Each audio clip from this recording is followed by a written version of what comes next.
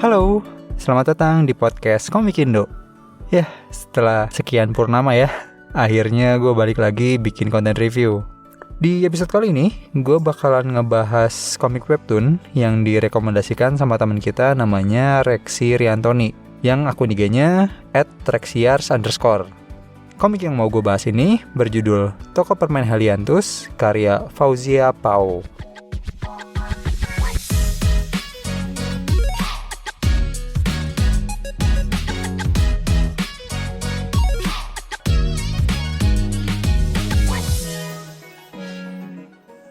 Toko Permen Helianthus ini adalah judul komik yang turut serta di Webtoon Challenge 2021. Walaupun sebenarnya konsep Toko Permen ini tuh udah ada ceritanya di Wattpad dan Webtoon Canvas sejak 2015. Kalau lu kepo, coba searching aja deh. Judul lamanya tuh Helianthus Sweet Shop. Terus komik ini akhirnya terbit secara ofisial di Webtoon pertama kali di bulan Agustus 2022. Dan season 1-nya selesai di bulan Maret 2023. Well, statusnya di Webtoon sebenarnya udah tamat sejak November tahun kemarin, tapi ya let's talk about it later lah ya. Komik ini punya premis tentang 3 orang dengan latar belakang berbeda, tapi sama-sama punya penyesalan di masa lalu. Tanpa sengaja, mereka ketemu di toko permen Helianthus. Dan seiring berjalannya waktu, mereka belajar menghadapi masalahnya masing-masing, sekaligus menyembuhkan satu sama lain. Komik ini punya genre slice of life dan drama kayaknya. Terus ratingnya mungkin diperuntukkan untuk remaja kali ya, mengingat permasalahan-permasalahan yang dihadapi karakter di komik ini. Oke, mungkin pembahasannya gue mulai dari universe-nya dulu ya. Universe yang dipakai komik ini kurang lebih adalah universe yang sama dengan yang kita tahu di dunia nyata ya. Dan memang kebanyakan webtoon slice of life yang gue baca kurang lebih juga settingnya gitu sih. Kayaknya tempat yang dipakai komik ini sebagai referensi itu sekitar Jabodetabek ya. Soalnya sempat disebut juga beberapa kota kayak Jakarta, Bogor gitu. Dan hal lain yang menggambarkan universe-nya adalah dunia yang kita tahu, juga ditunjukkan dengan merek-merek permen dan jajanan yang namanya diplesetin kayak Yippee, Nyem-Nyem, dan lain-lain lah. Tapi nggak tahu kenapa ya, yang bagian sunlight kenapa nggak diplesetin. Gua nggak tahu apakah kelewat atau sengaja entahlah. Oh ya, setting waktunya juga bisa lu lihat dari nama tes masuk di perguruan tingginya yang pakai sistem UTBK, yang berarti ya beberapa tahun belakangan inilah. Kalau lu masih ngalamin nama tesnya SBMPTN, SNMPTN, apalagi SPMB, lu tua. Oke, lanjut ke karakter. Karakter diceritain itu intinya ada 3 karakter. Yang pertama Nana, si mahasiswi kuliahan. Terus yang kedua Barrow, si anak band. Terakhir ada Marco yang mewarisi dan jadi owner toko permen Helianthus. Kayak premis yang tadi gue bilang ya, masing-masing dari mereka ini punya penyesalan akan sesuatu gitu. Dan ini preferensi pribadi ya. Gue tuh suka sama karakter yang berangkatnya dari kekurangan gitu. Mereka kan punya penyesalan ya, yang berarti mereka ini gak suka akan sesuatu yang terjadi di masa lalu gitu. Dan perasaan ketidaknyamanan atau ketidaksukaan akan sesuatu tuh menurut gue adalah sesuatu elemen yang penting yang ngebuat sebuah karakter jadi lebih manusiawi gitu. Karena lagi-lagi jadinya si karakter ini punya kekurangan, bukan karakter perfect yang segalanya putih kayak kertas, enggak. Di sini dari awal karakter-karakter ini tuh sudah bermasalah di diri mereka masing-masing. Dan sepanjang cerita pun development karakternya oke ya gue bilang. Gak kenal umur ataupun gender, kalau saatnya tepat mereka dapat development gitu. Dan gue juga cukup menghargai ya gimana webtoon ini tetap pakai warna gelap buat dasar rambut karakter-karakternya. Ada sih yang rambutnya berwarna dan pirang gitu, tapi menurut gue itu cocok-cocok aja, soalnya yang rambutnya kayak gitu tuh anak band sama anak kuliahan gitu. Gue bukannya against sama sekali dengan yang warna-warni gitu, enggak. Cuma kan kebanyakan di kehidupan sosial kita kayak gitu ya. Jadinya secara gak sadar gue juga jadi mengiyakan bahwa karakter dan kegiatan yang mereka lakuin tuh sesuatu yang emang bisa kita temuin sehari-hari gitu. Sama kayak konsep toko permen yang diusung komik ini kan.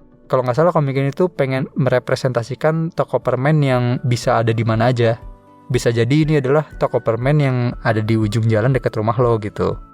Terus sebenarnya terkait karakter ini ada sesuatu yang gue susah buat relate sih. Tapi nantilah, ini gue bahas di sesi spoiler aja. Next, kita ke cerita dulu. Seperti yang mungkin udah lu tebak ya, komik ini lebih ke tipikal yang karakter driven daripada yang plot driven menurut gue. Walaupun ada sih beberapa kesempatan yang gue rasa rentetan kejadiannya tuh ada aja yang bikin karakternya kenapa-napa. Tapi ya gue rasa komik ini lebih nyeritain tentang gimana karakter-karakter ini menghadapi kejadian yang mereka temui di kehidupan mereka masing-masing gitu. Walaupun dulu pas komik ini terbit pertama kali sebagai official, gue tuh ngira ini komik bakalan tentang toko permen yang jadi tempat bocah-bocah curhat gitu loh. Lu tau gak sih drama Jepang yang kedai tempat makan malam-malam gitu yang pelanggannya juga macem-macem? Nah, gue kira tuh bakalan kayak gitu. Soalnya di intronya kan nyeritain Nana yang punya problem sama ayahnya dan datang ke toko permen gitu. Tapi ternyata tidak ya. Cuma intronya memang punya keterkaitan sama ceritanya sih.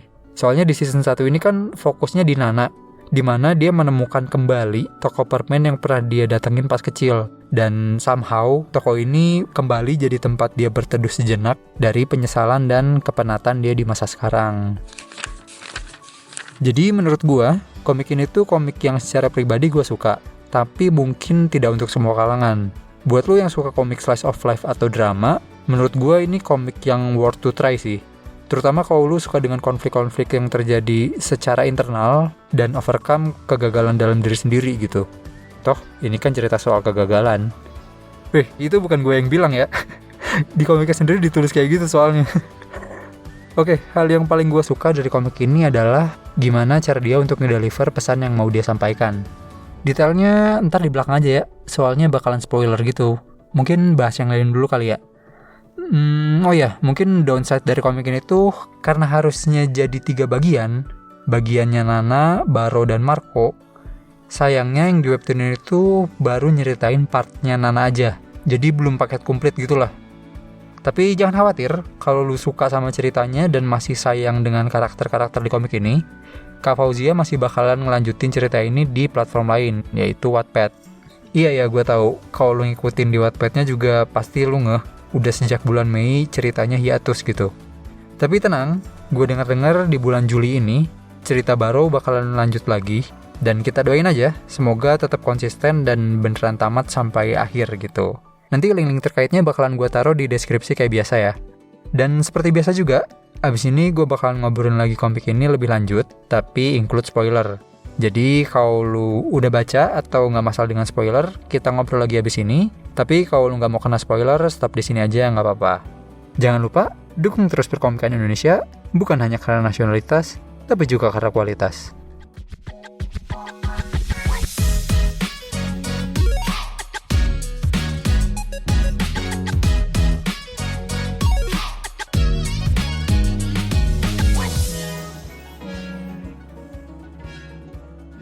Oke, side notes. Mungkin gue mulai dulu pembahasannya dari hal yang gue kurang bisa relate dari komik ini kali ya. Sejujurnya, gue tuh sampai pertengahan komik kurang bisa relate dengan motivasinya Nana yang keras kepala untuk bisa kuliah di kampus tertentu gitu. Soalnya gini, gue tuh pernah ketolak juga masuk PTN favorit gitu. Ya sebut aja Institut Gajah Duduk lah ya. Gue rasa lu tahu itu apaan. Tapi buat gue yang penting itu bukan kampusnya, tapi jurusannya. Pas gue ketolak di kampus itu, gue daftar di tempat lain dan pilihan jurusannya selalu sama. Bahkan gue literally daftar satu pilihan doang pas ikutan tes swasta. Karena ya yang penting bisa kuliah di jurusan itu menurut gue. Iya, gue tahu ada beberapa orang yang lebih mementingkan kampus. Bahkan waktu SMA juga banyak teman-teman gue yang pilihan jurusannya itu macam-macam, yang penting kampusnya yang dia pengen gitu.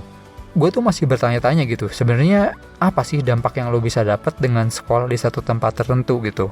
Iya sih, gue tahu ada kampus yang jaringan alumninya kuat banget, yang bahkan pemilihan ketua alumninya tuh lebih heboh daripada pemilihan rektor gitu. Tapi kan sejauh apa lo mau ngegantungin masa depan lo sama orang lain? Dan menurut gue buat orang sepinter dan seperhitungan Nana, gue belum ngeliat benefit yang dia dapat baik jangka pendek ataupun panjang seandainya dia bisa kuliah di sana gitu. Sampai akhirnya di pertengahan ke belakang gue baru yang dicari Nana tuh cuma pengakuan dan pembuktian aja gitu. Iya ya, begitu gue baca-baca lagi emang sih Nana sempat bilang ingin membuktikan. Cuma kan gini, orang tuh nyari pengakuan biasanya ada targetnya kan. Dari siapa pengakuan itu dia mau dapat gitu. Kayaknya sepanjang cerita nggak banyak sih mention soal teman-teman lamanya dia, kecuali cowok rese yang di kampus ya. Atau mungkin pengakuan dari orang tuanya Nana. Bisa jadi, tapi kan orang tuanya juga nggak pernah minta. Maksud gue, kalau bapaknya pernah bilang, wah anak-anak dari kampus ini sukses-sukses ya, atau semacamnya, gue akan ngeh, Nana kalau berhasil masuk kampus itu, bapaknya bakalan bangga. Nah ini kan nggak pasti juga. Dia masuk kampus itu, bapaknya bakal ngebanggain dia juga nggak tahu. Gue mikir, apa kesuksesan di kepalanya Nana ini cuma bisa diraih dengan masuk kampus ini, atau gimana gitu. Ini gue tidak mengkerdilkan orang-orang yang lagi berusaha masuk ke PTN favoritnya ya. You do yours lah, tetap semangat gitu. Gue barusan mengutarakan kebingungan dari perspektif gue aja sih. Ya bisa jadi karena umur gue sudah bukan di kisaran belasan akhir lagi ya. Makanya rada susah relate sama Nana. Atau mungkin siapa tahu lu bisa lebih mengerti karakter Nana dengan baik gitu. Bisa aja ini gue doang yang nggak nangkep untuk bisa relate dengan karakter dia gitu. Atau mungkin karena gue udah sebel duluan kali ya sama orang-orang di lingkungan gue yang punya tujuan nyari pengakuan doang. Kadang kelakuan mereka tuh nggak jelas tau. Sorry, skip. Tapi gue justru seneng sama karakter-karakter lainnya. Bahkan karakter sampingan yang kadang munculnya sesekali justru malah impactful gitu. Kayak ibunya Nana. Dia kan kalau dilihat-lihat kayak emak-emak komplekan aja ya, yang suka ngegosip, nonton sinetron gitu. Tapi di satu saat tertentu, dia punya kebijakan yang dibutuhkan sebagai orang tua gitu. Kayak waktu ngasih tahu Nana, buat jangan terlalu marah sama ayahnya. Soalnya dari perspektif dan pengetahuan yang ayahnya punya, itu yang terbaik buat anaknya gitu. Dia nggak nyuruh Nana nggak boleh marah sama ayahnya atau gimana. Dia cuma minta jangan terlalu marah, dan dia ngasih perspektif gimana bapaknya sebagai orang tua gitu. Atau karakter lain temannya Nana, waktu nanyain kapan hasil PTN keluar.